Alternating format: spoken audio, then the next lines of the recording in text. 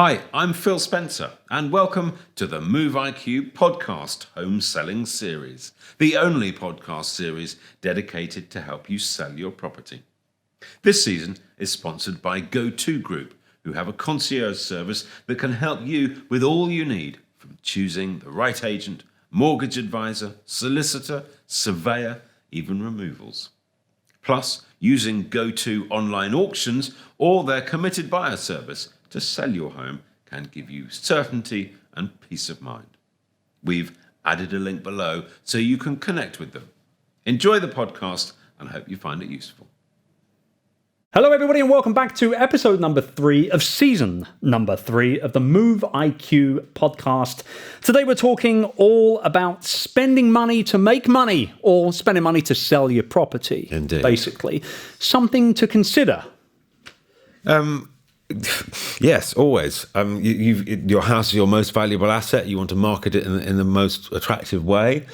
Hence the series that I make, Love It or List It. There are big decisions to take. Should you spend money? I'd say spend money. You should. If you invest money, really, are you going to get it back? Or are you simply going to flush it down the drain? Or are you going to speed up the marketing? And all of those are relevant. It's not all about maximising the sale. Actually, you want to get people through the door. How do you get people through the door? You've got to have an attractive looking house. The photos have got to look good. Of course. How do you actually sell it? That's all about kind of target market and dressing it, presenting it to the person, the likely buyer. Now, obviously there's a lot of different reasons why people buy a property, right? Maybe they're looking for something with a super modern open plan kitchen dining area. Maybe they're wanting to buy because they need another bedroom. They're expanding their family or whatever. The people obviously Love It and List It is the perfect example. Where do you see people investing their money the most? What are the 2 or 3 things where they sink the most amount of cash to be able to get to the point of selling their property faster? Well, the old adage is that kitchens and bathrooms sell houses. And that is true, because I've taken hundreds of people into a house, and if the kitchen's good, great, I'm interested. But actually, that's a really significant investment, a new kitchen or a new bathroom. And people do think about it and look into it. I think it's a crying shame that you've lived in your house for so long. I was going to say. You get to the end and you go, let's put a new kitchen in. Well, you should have put it in 5 years ago and enjoyed it. Counterintuitive here, right? Yeah. So it's about the other things, the other little things that you can do. It's the same with property development. It's not how much money you have to spend renovating your house. It's actually what you do with it. And I believe that you can make a significant difference to the marketability and hopefully the price with a fairly small amount of money. Okay, so let's say we've got a modest budget of maybe £10,000, £15,000 to spend this money to be able to, or invest this money to be able to sell a property. What are the things that we can physically be doing? In my experience, the kind of easiest wins are a coat of paint throughout. Yep. And fresh carpets. If not fresh carpets, then professionally cleaned carpets. If you clean your house from top to bottom, make it gleam, and you repaint the walls, and you freshen up the carpets, and you declutter, and you tidy your garden, you're done. And therefore, we're not talking 10 grand. No. We're talking 3. Yeah. Bit of elbow grease, hard work, some weekends put into it makes a huge difference. Yep. I made a series for a long time called Secret Agent, where I was helping people who were struggling to sell, usually through no fault of their own because it was a difficult market. But actually, I came across some shocking things that people were doing. Give us some examples. Well, a lot of it was to do with smell and presentation and colour schemes and things. You don't have a pink wall. If you've got it, it's great to have a pink wall or a really intense personal piece of decoration when you're living in it. But actually, when it comes to sell, it's got to appeal to the widest number of people possible. Right. Which is why they have a go at developers' bland magnolia walls. But no one walks into a house and go, I hate magnolia walls, I'm not buying that house. Right. They go, that's a bit dull, but I could paint it. Yeah. Whereas I've seen some shows on TV, just like some of our listeners have through the years where people walk into somebody else's house. Oh, good Lord, look at the state of that wallpaper or something like that. And they can be actually quite personal. They can, they're pretty shocking, replies and comments sometimes. If a buyer is walking around the house noticing personal effects or shocking wallpaper, Yep. it means they're not actually spending their time, and they're not in that house for very long. You want them to spend their time noticing the bricks and the mortar space. and the space and Right. the layout, Yeah. size, dimensions, not personal effects and shabby wallpaper. You want them on a positive mindset right from the off. So the garden's out the front door, the windows, the hallway, vitally important. First impressions massively count. And you mentioned who is going to be the likely buyer. I think it can help to think back in your life when you bought the house. Where were you in life? What stage of life? What was important to you? Was it having an office at home? Was it having a nursery? Was it the fact that the school was down the road or the pub was opposite? Or what was the driving factor for you falling in love with that house? The chances are it'll appeal to a person at the same stage of life. So if it's the school, That's a very good point. Yeah. If it's the office or if it's the nursery, then celebrate that and make it obvious. Do you see a lot of people? I guess to use a popular colloquialism, Scrooging a little bit here and kind of not spending the money that they need to maybe invest a little bit to be able to. I mean, are people generally? I guess what I'm trying to say is, are people generally open-minded and ready to invest a little bit in order to actually be able to sell? Probably not, Chris. It was a roundabout question and a very direct answer. Well, I think it's an interesting question. Let's talk that through. Probably not is the answer, because no one wants to spend money if they. Why am I? They're trying to sell something. Yeah, exactly. Right. And the reality is, an estate agent is not as likely as they should to tell you to do it. Because if you say to Mr. Estate Agent, just won this, shall I repaint the living room? Shall I clean the carpets? The chances are they go, no, don't worry, we'll sort this out, no problem at all. I'll have it sold by Friday. Interesting. Okay. Rather than actually your carpets stink and your dog smells. So best to get rid of that. Right. Not get rid of that, but you know what I mean. Yeah.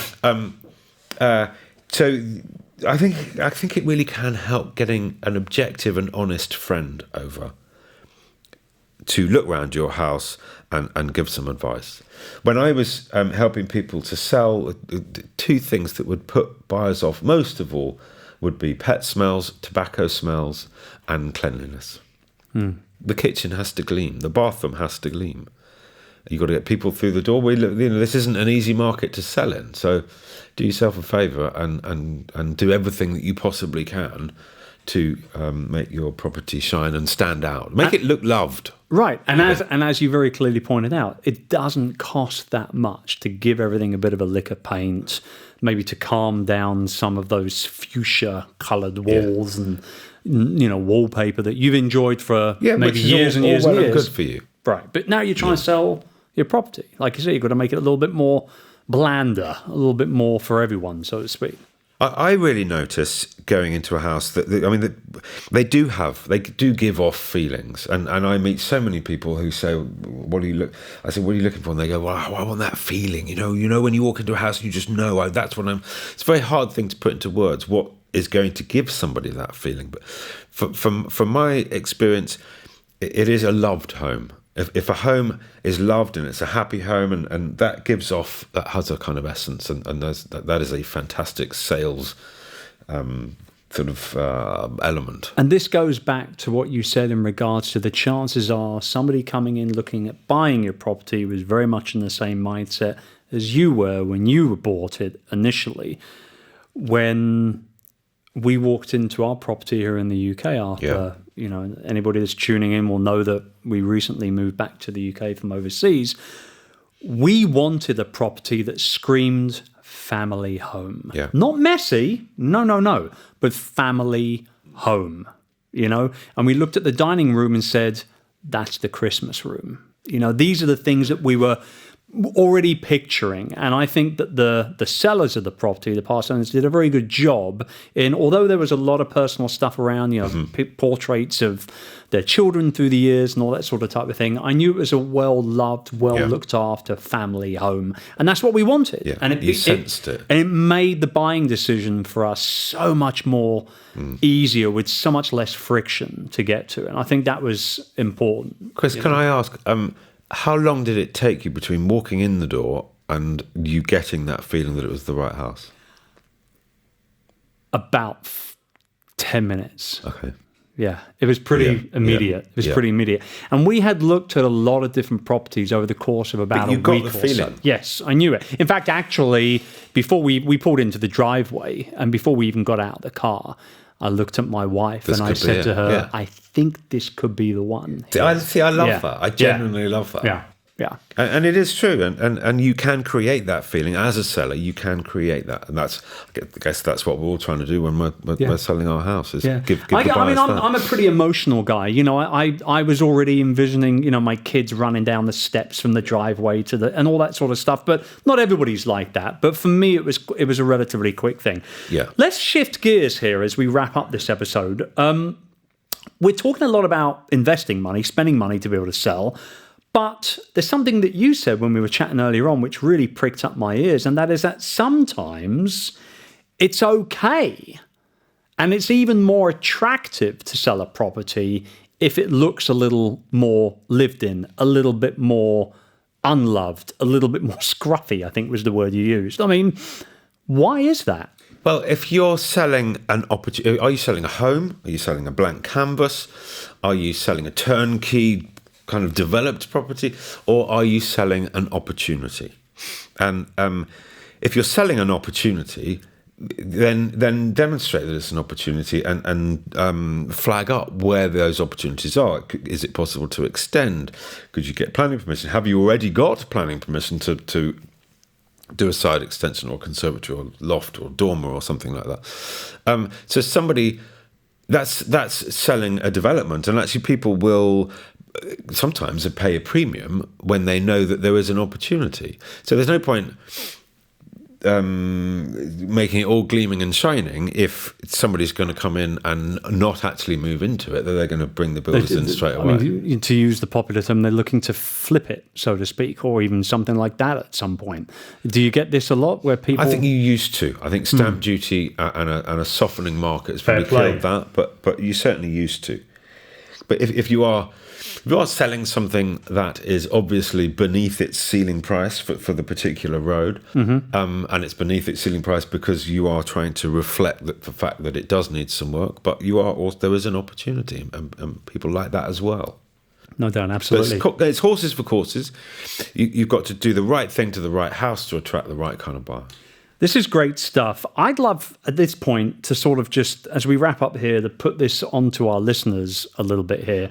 What was the key takeaway for you in this episode?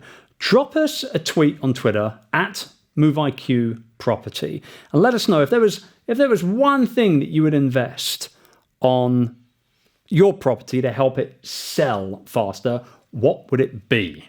And I'd be really interested to see what people come back with. Yeah, I'm myself as well, indeed. We'll be back here again with our next episode, where we're going to be deep diving on the subject of viewings. How to handle them, how to conduct them.